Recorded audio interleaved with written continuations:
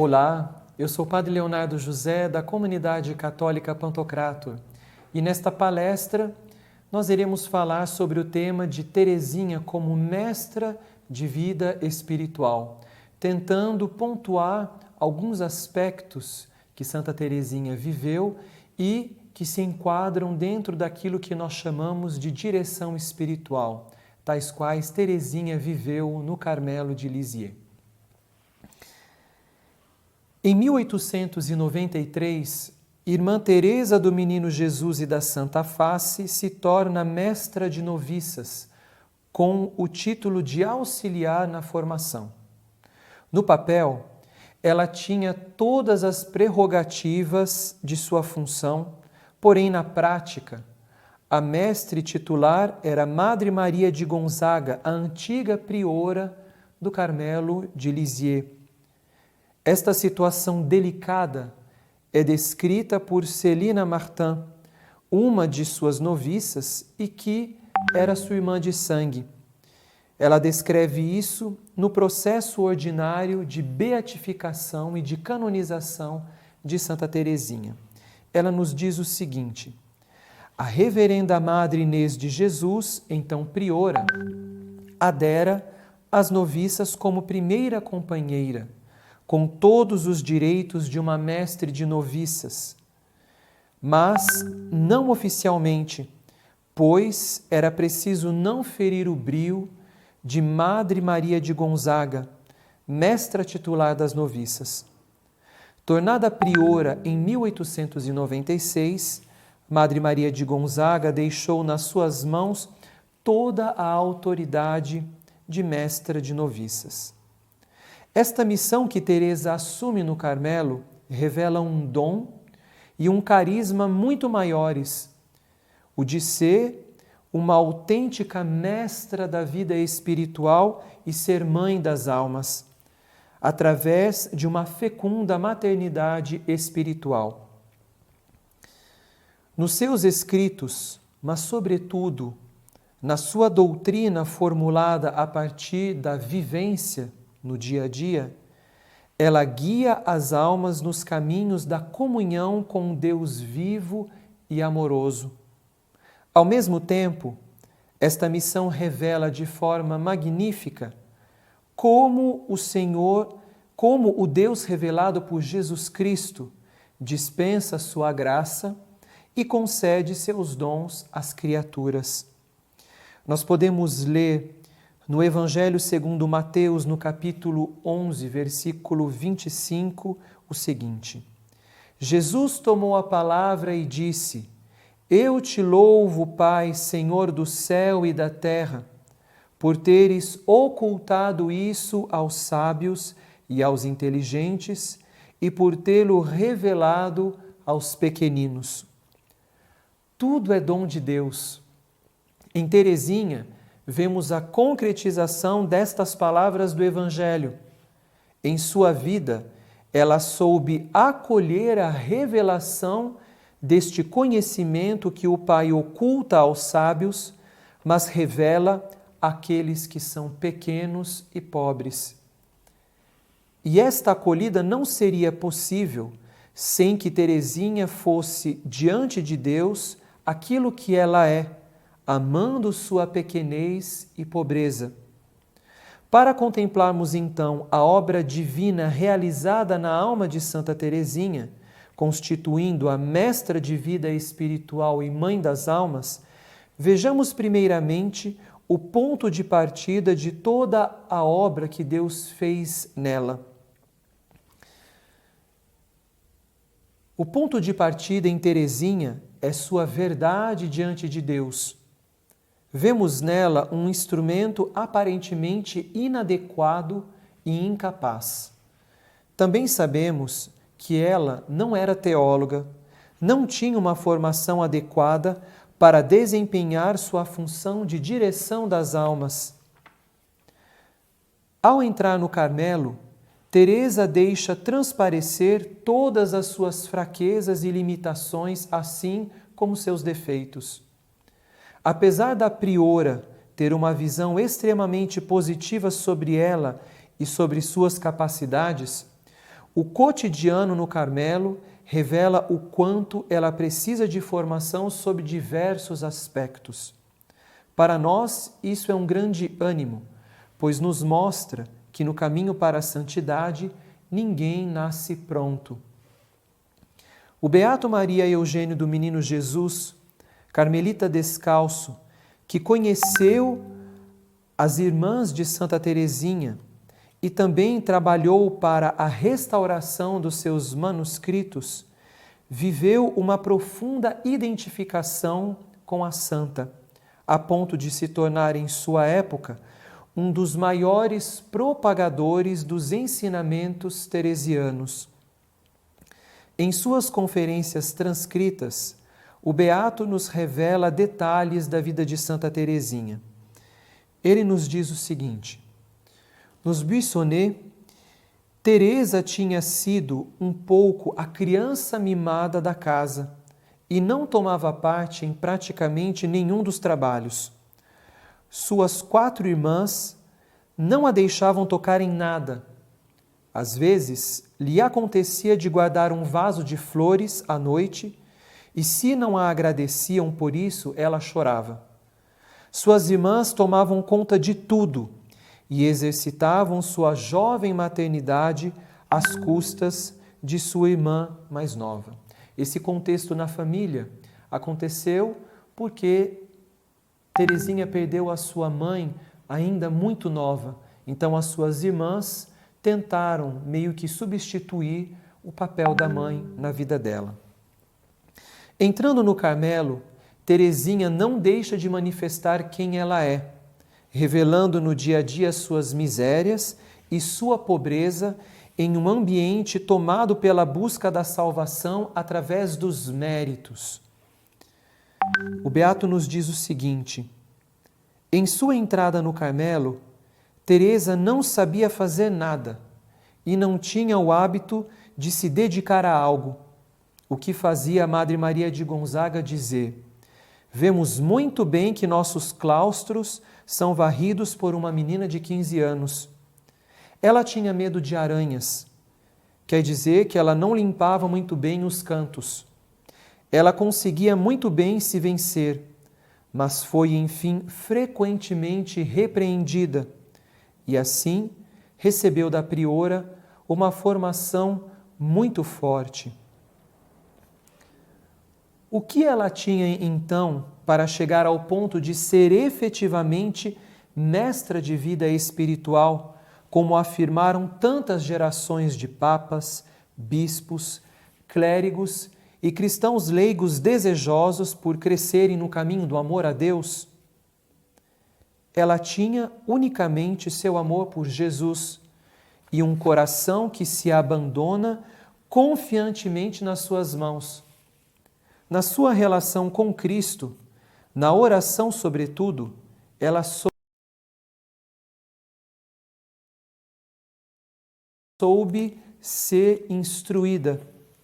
Eis a chave para que Deus possa dispensar sua graça e fazê-la se tornar o instrumento que Ele deseja.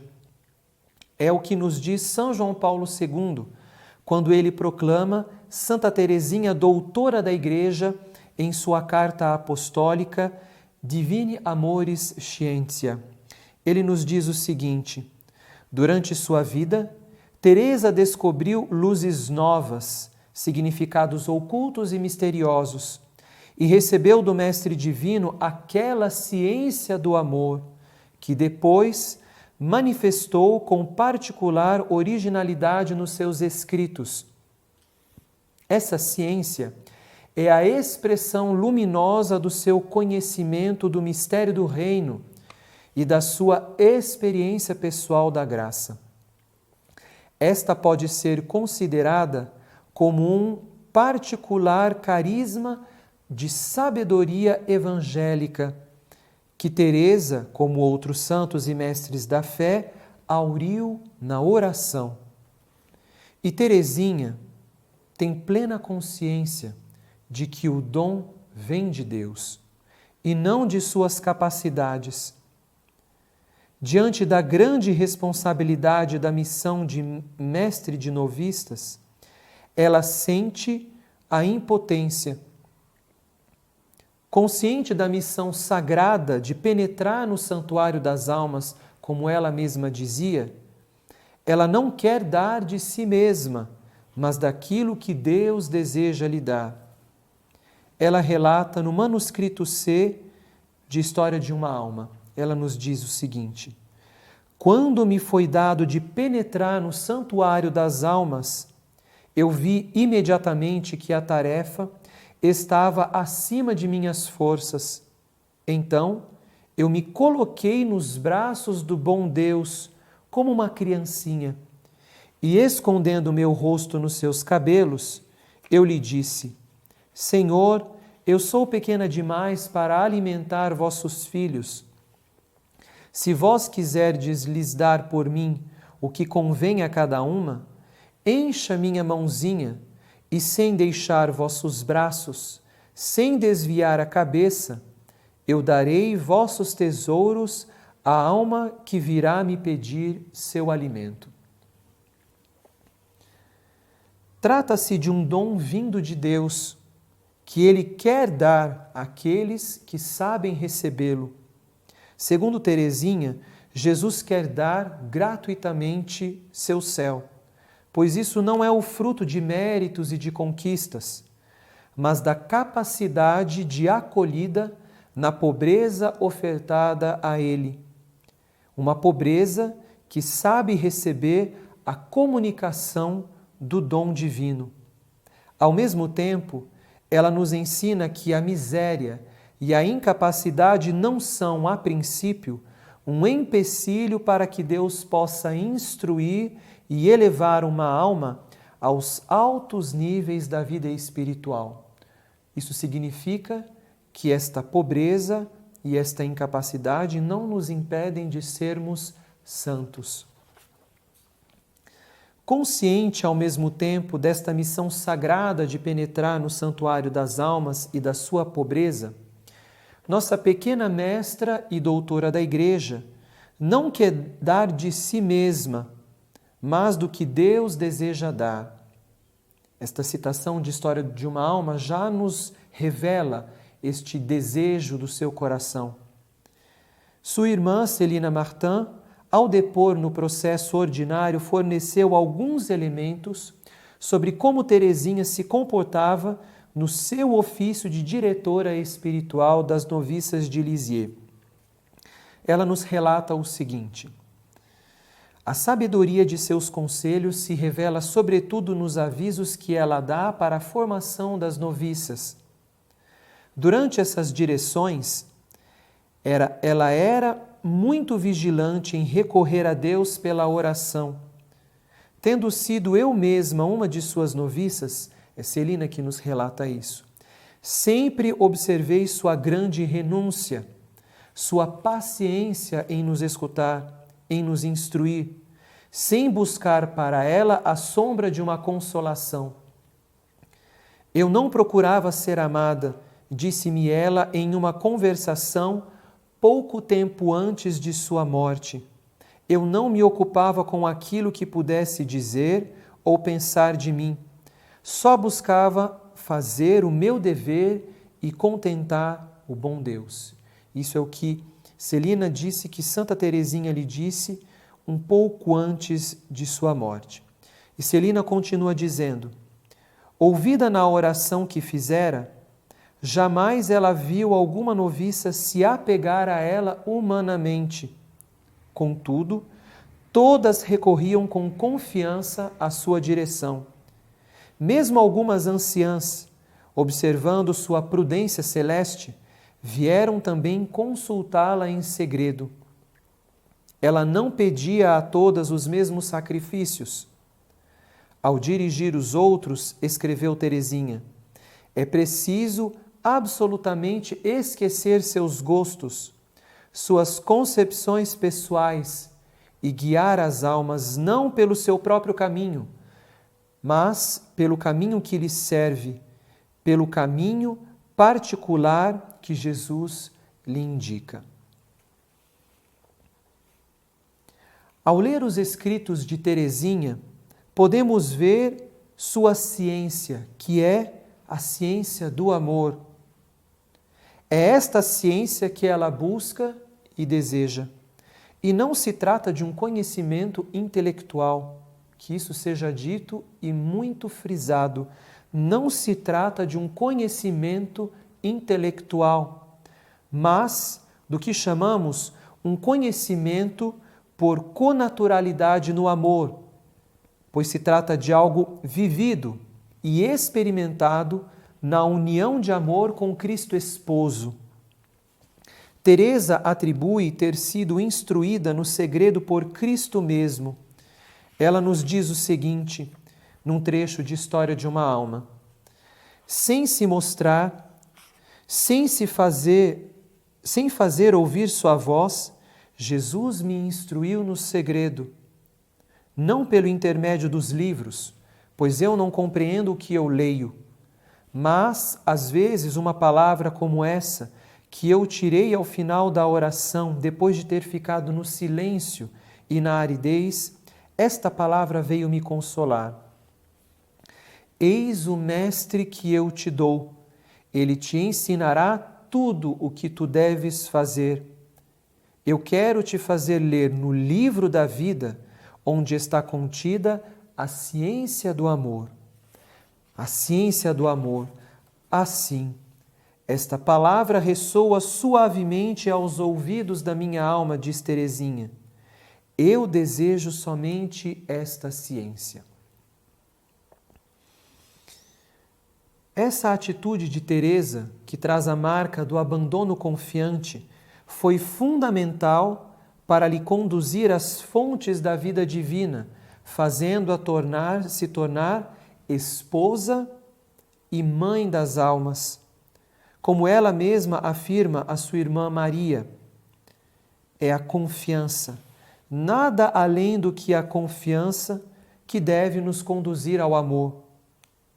Por esse motivo, no momento da proclamação do doutoramento de Teresa, São João Paulo II, assim como alguns de seus antecessores papas, colocaram em relevo que Teresa é mestra de vida espiritual mediante uma doutrina ao mesmo tempo simples e profunda, que ela bebeu nas fontes do Evangelho sob a guia do Mestre Divino e depois comunicou aos irmãos e irmãs na Igreja com vastíssima eficácia.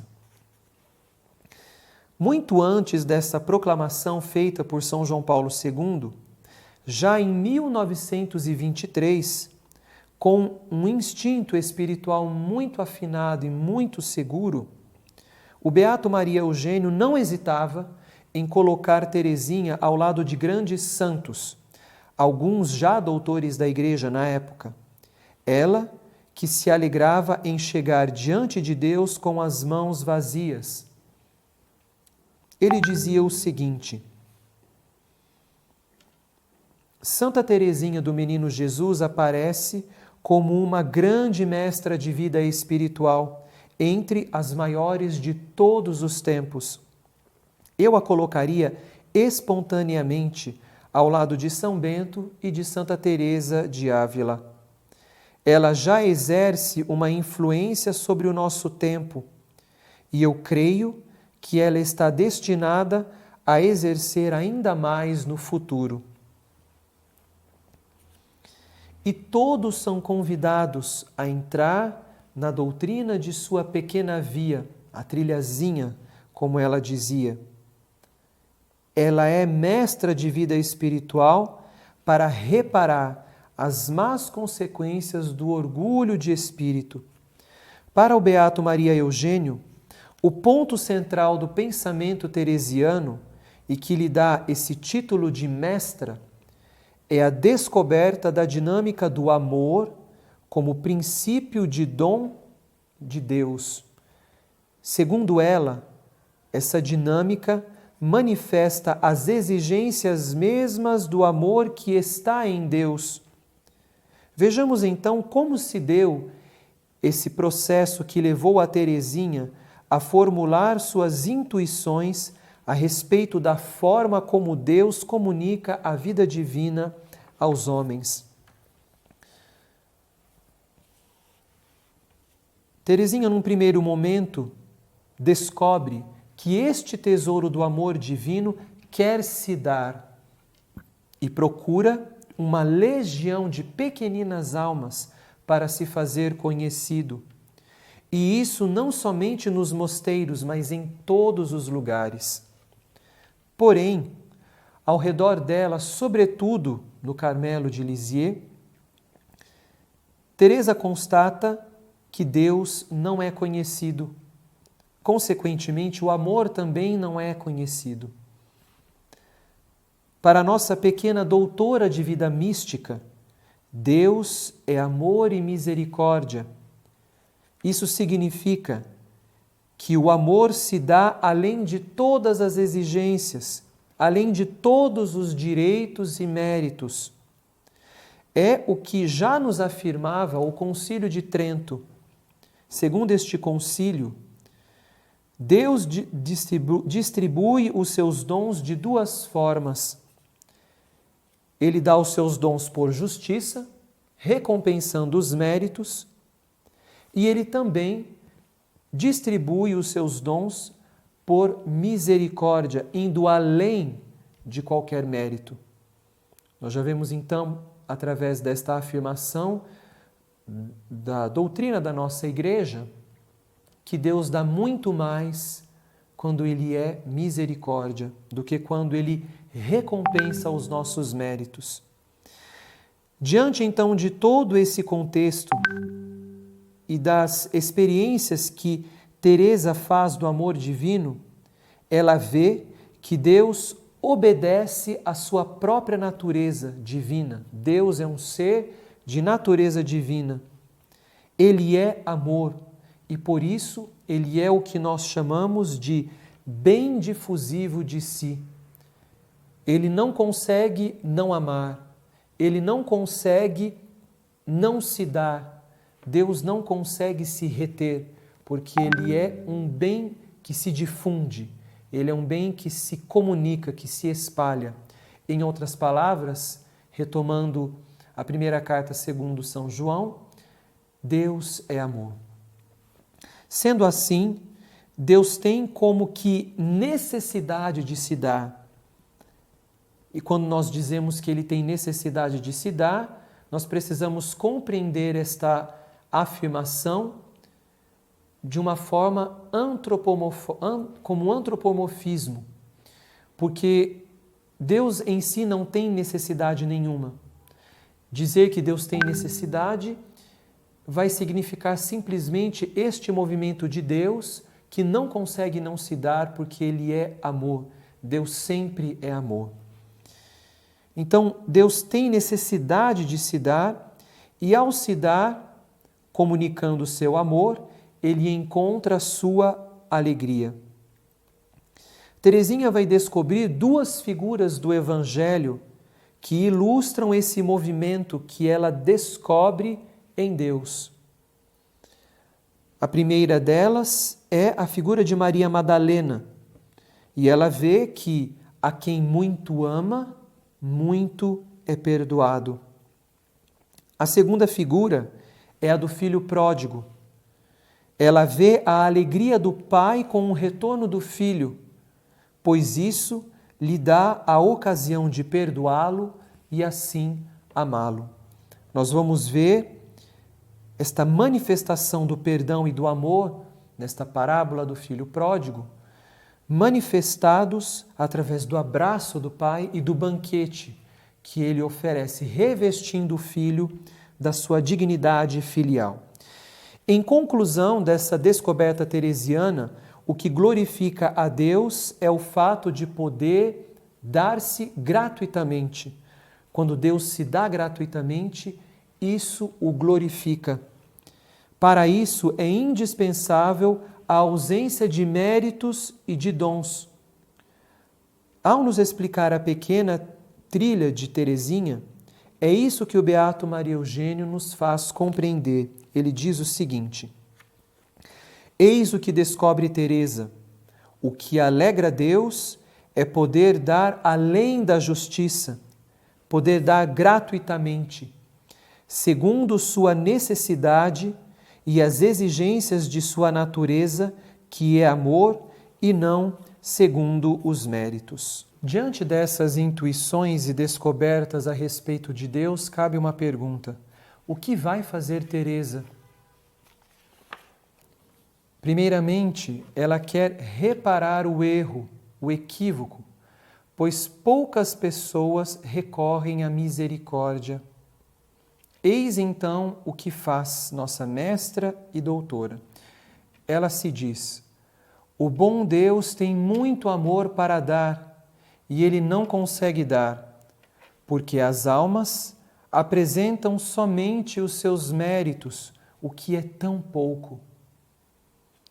Assim sendo, ela quer se tornar vítima do amor misericordioso, formulando seu ato de oferenda a esse amor.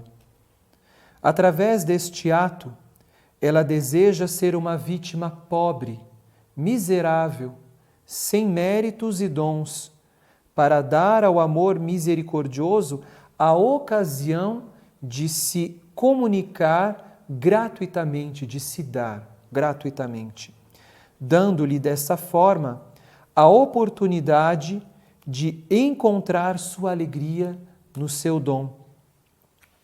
É como se ela dissesse: eis-me aqui, dê-me este amor. Eu desejo receber todo o amor que os outros não recebem, porque eles não te deixam amá-los como você o gostaria.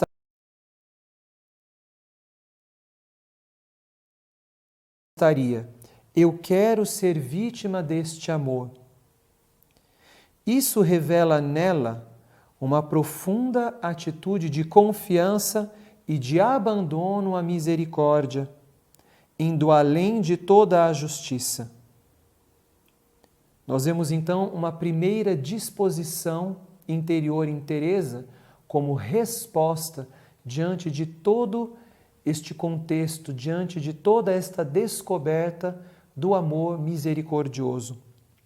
Agindo assim, Teresinha vai consertar o equívoco gerado pelo pensamento de sua época, presente de forma particular no Carmelo de Lisieux e que trazia ainda resquícios da heresia jansenista. Analisando a compreensão sobre o amor de nossa pequena mestra, o beato Maria Eugênio disse o seguinte: ouçamos o que ele nos diz. Santa Teresinha notou que a alegria do amor divino é muito maior quando ele pode se doar muito. O mistério, a miséria oferece ao amor uma capacidade receptiva muito maior e menos direitos estritos a seus benefícios. Como consequência, o amor pode espalhar aí tanto a livre gratuidade como a força transbordante de suas efusões. O amor está assim satisfeito porque pode mostrar mais perfeitamente aquilo que é e que traz em si mesmo. Esta alegria de Deus, continua o Padre Maria Eugênio, no entanto, deixa-nos um pouco desconcertados, como desconcertava o irmão do filho pródigo, armado, muitas vezes como nós, desta justiça igualitária que gostaria de regrar as efusões do amor divino. Com Santa Teresinha, elevemo-nos até as maneiras divinas do amor para nos dobrarmos às suas leis. É preciso ser pobre, miserável, mostrar esta pobreza à força de expansão do amor divino para atraí-lo e o satisfazer. Esta é a sua lei. E este é o convite de Santa Teresinha, mestra de vida espiritual e mãe das almas para cada um de nós, que nós ofertemos a Deus, que é amor, a nossa pobreza, a nossa miséria, para que aí Ele se sinta atraído e derrame todo o seu amor, porque é assim que age a misericórdia.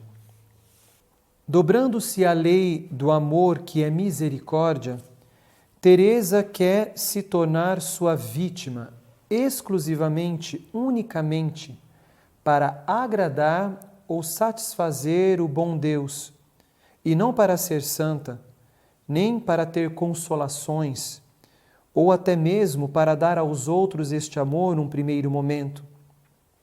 Então nós vemos aqui mais um aspecto que nos é revelado em Santa Teresinha: ser vítima, se fazer pobre, se fazer miserável diante de Deus para atraí-lo, para que aí ele possa dar o seu amor, e isso o agrada, porque aí Deus pode ser quem Ele é. Deus é amor, Deus é misericórdia. Teresinha se faz vítima do amor, consentindo em ser consumida pelo fogo do amor divino, contanto que Deus esteja presente. Quando nós dizemos ser vítima, é no sentido da vítima que era oferecida sempre nos sacrifícios e que se ofertava a Deus. Então, Teresinha deseja se fazer vítima. Sua atitude se revela uma atitude inteiramente teologal, pois ela não busca uma satisfação particular, muito menos consolações espirituais. Ela se oferece a Deus e, se oferecendo, ela deseja lhe dar possibilidades para que ele possa se doar o quanto ele quiser e puder. Ela deseja criar uma ocasião para Deus amar o quanto Ele quer nos amar. Naturalmente, uma pergunta emerge diante de toda esta revelação sobre Deus. Como honrar então este Deus de misericórdia, que ama além da justiça e dos méritos? Teresa descobriu o caminho. É pela única via da confiança que se oferece a Ele. Uma confiança que, ao mesmo tempo, é pobre e se abandona. Que ciência Teresinha nos mostra e nos revela? A ciência do amor. Sua pobreza não é um vitimismo, muito menos uma concepção negativa sobre o homem. Ela é fruto de um autoconhecimento vivido sob a luz divina, que nos revela quem nós somos. Ao mesmo tempo, esta pobreza é totalmente orientada na direção de Deus. Teresinha a considera como uma capacidade de receber Deus e de dar alegria a Deus, pois aí Ele pode se dar à alma humana e amá-la. Eis então a ciência do amor descoberta por Teresinha, mestra de vida espiritual. Como aquele que assume sua pequenez e pobreza pode receber mais, o ideal de Teresinha vai ser então o de constantemente cultivar essas duas virtudes. E aqui temos mais um aspecto da pequena via. Cultivar essas virtudes da pequenez e da pobreza. Teresinha sente a necessidade de cultivar sua pobreza e se alegra com todas as experiências de empobrecimento, a ponto de ter afirmado que as luzes sobre sua pobreza a fazem mais bem que as luzes sobre Deus mesmo. É justamente nessa direção que nossa mestra e doutora deseja conduzir as almas, para que elas também sejam admitidas na comunhão com Deus amor. Ela o diz a cada um de nós que estaríamos porventura nos lamentando pelo fato de sermos fracos e pobres. Ela nos diz o seguinte: felizmente vocês são pobres, pois assim vocês vão receber em abundância. Se nós formos refletir de forma mais profunda nesta concepção que Teresa nos dá sobre a vida espiritual, existe uma profunda sabedoria divina que se revela, porque aquele que é rico, ele não precisa receber nada, enquanto que o pobre é um necessitado. Quanto mais pobre nós formos, falamos aqui de uma pobreza em espírito, como nos diz o Evangelho segundo Mateus, felizes os pobres em espírito, porque eles receberão o reino de Deus. Aquele que se faz pobre em espírito vai receber em abundância a manifestação do amor de Deus. Para Teresa, o empobrecimento ou o sentimento de pobreza, sobretudo quando este sentimento é dado por uma luz de Deus através dos dons de conselho e de pobreza, particularmente vivemos isso segundo Teresa no início da vida espiritual, este sentimento então é uma riqueza, porque ele constitui uma aptidão, uma capacidade para receber Deus. Dentro desse aspecto da trilhazinha de Santa Teresinha, o Beato Maria Eugênio nos recorda e explica o que ele gosta de chamar a arte da derrota em Santa Teresinha, que ela tanto empregou durante a sua vida no Carmelo. O Beato nos diz: Teresa utilizará até o que eu chamo a arte da derrota. Ela realiza um ato, e eis que este ato não tem êxito. Ela é então infiel. Porém, ela vai se dizer: se eu tivesse sido fiel, eu teria a recompensa do mérito. Eu sou infiel, eu sou humilhada, eu vou receber a recompensa de minha pobreza, de minha humilhação. E o Beato nos faz perceber o seguinte: ela não busca, evidentemente, a infidelidade em si mesma.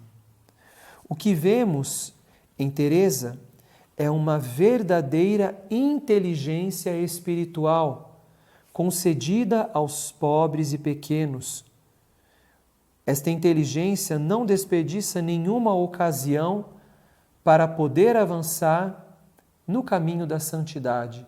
E esta inteligência que nós vemos em Santa Teresinha é a concretização do versículo que nós lemos no início desta nossa palestra, onde justamente Cristo exulta de alegria e louva ao Pai por ter revelado estas coisas aos fracos e pequenos e de ter ocultado aos sábios e inteligentes. Assim sendo, a pobreza deve ser protegida contra todos os enriquecimentos que poderiam comprometê-la, contra todos os inimigos exteriores e, sobretudo, do interior que a ameaçam. Então, trata-se de preservar esta pobreza como o bem mais precioso, como a nossa riqueza, e de justamente fugir de situações onde nós nos enriquecemos diante de Deus, impedindo, bloqueando, por assim dizer, esta efusão do amor de Deus. É o que nós vemos nos evangelhos. Cristo dá o seu amor e a sua salvação aos pobres, aos fracos, aos pecadores. Porque isto provoca uma efusão de amor em Deus. Isto permite que Ele seja amor. Como nos diz Santa Teresinha, que Ele possa ser conforme a sua natureza. Estes inimigos a riqueza interior e exterior, não são os bens em si mesmo, não se trata de algo meramente material, mas de um espírito de propriedade que se lhes atribui a suficiência e o orgulho que se apoiam sobre eles. É preciso, portanto, empobrecer-se, dando tudo o que se ganha ou recebe. Não fazer nem mesmo provisões de necessidades ou de virtudes. É sob esta condição que o bom Deus vai dando na justa medida aquilo que é necessário para praticar a virtude. É preciso que a pobreza vele com particular cuidado sobre a confiança que a puxa para Deus e que a guarda pura e desnuda até que tenha atingido seu objeto divino. Então, retomemos os pontos. Diante desta realidade, o que Teresinha vai fazer? Ela vai se abandonar, ela vai confiar em Deus, apresentando a sua miséria, a sua fraqueza. E ela deseja fazer isso única e exclusivamente para agradar a Deus. Ela não quer ser amada para ser santa. Ela não quer ser amada, num primeiro momento, para amar aos outros. É claro que ela ama todos os que estão ao seu redor, mas, primeiramente, a sua atitude é puramente teologal, porque ela quer fazer isto para agradar a Deus. Ela oferece a sua pobreza, a sua pequenez, para agradar a Deus. E por que Deus se agrada? Porque Ele pode ser quem Ele é. Ele pode ser amor, Ele pode ser misericórdia. A misericórdia, o amor misericordioso ama quando existe miséria, quando existe pobreza.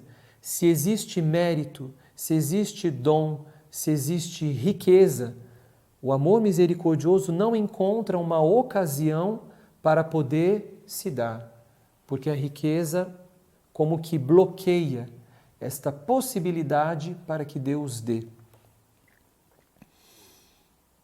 E, num último momento, nós vimos que justamente nós precisamos nos alegrar da nossa condição de pequenos e pobres, porque é justamente sendo pobres que vamos receber muito de Deus. E isso precisa nos inserir numa luta constante contra todo o enriquecimento espiritual e cultivar em nós este sentimento de pobreza espiritual e ser efetivamente pobres interiormente. Então, neste caminho que Teresinha propõe, a busca dessas duas virtudes que atraem a Deus deve sempre estar acompanhada de um esforço. Então, não se trata de simplesmente nós ficarmos numa vivência meramente interior e espiritual.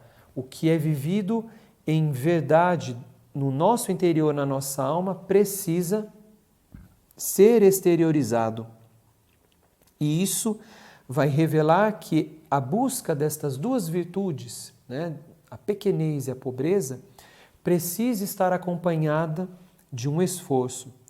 Pois, para Santa Teresinha, a ciência do amor mostra que é Deus quem nos leva e não o inverso.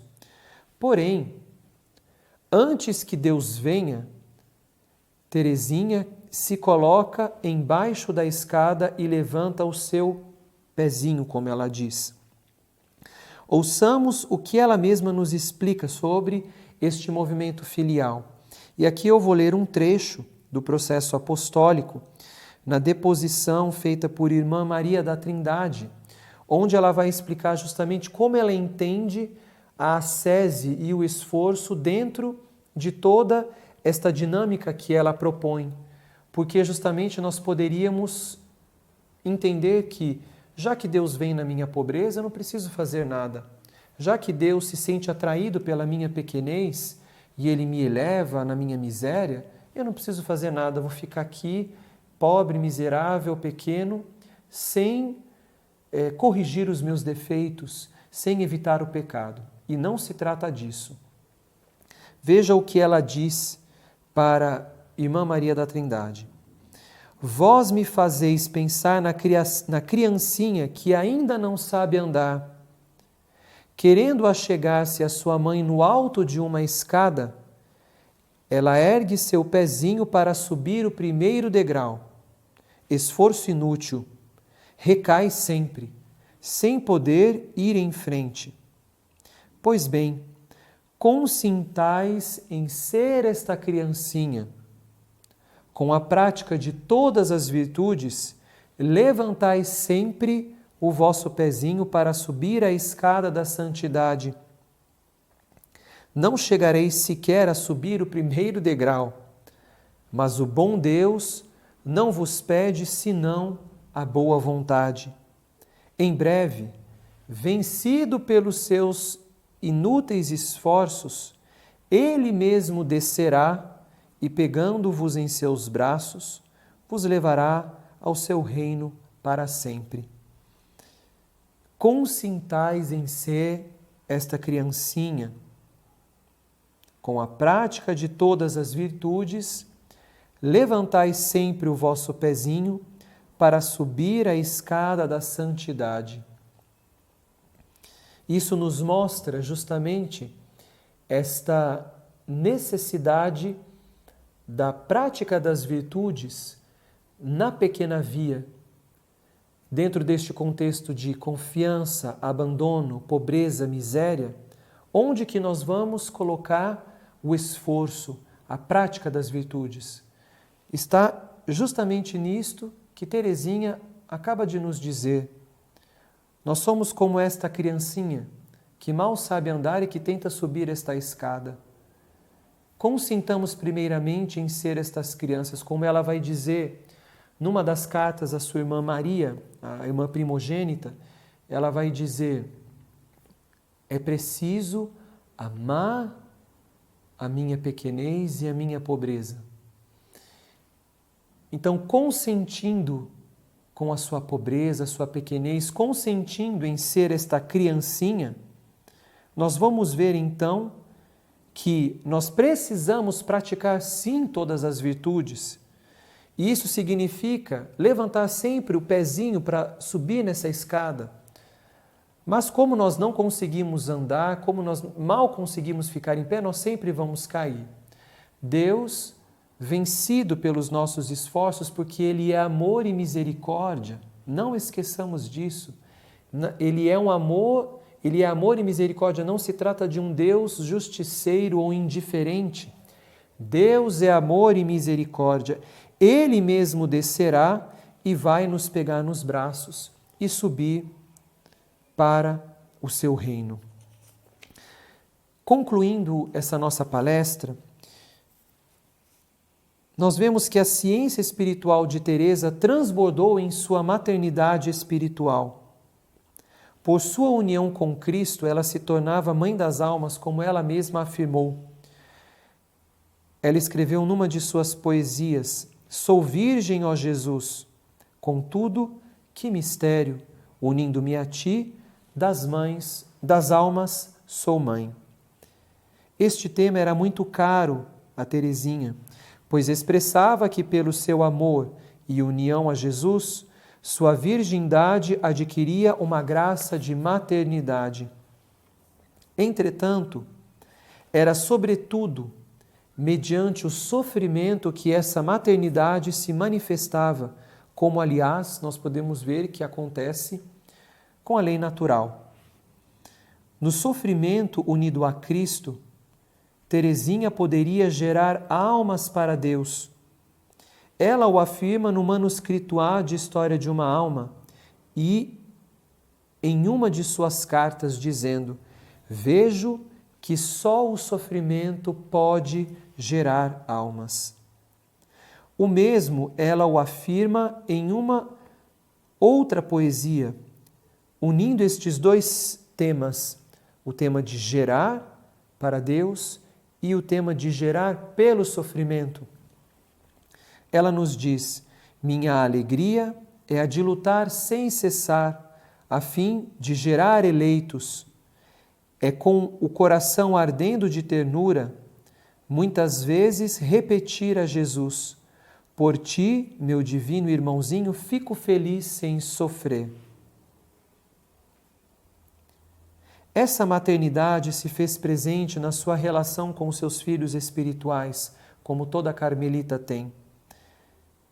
Ela revela sua alegria em cartas trocadas com sua irmã Celina. Porém, por mais rica que possa parecer a ideia de maternidade espiritual, no seu delírio de amor por Jesus, ela chega a afirmar nos seus manuscritos autobiográficos que isso não bastaria.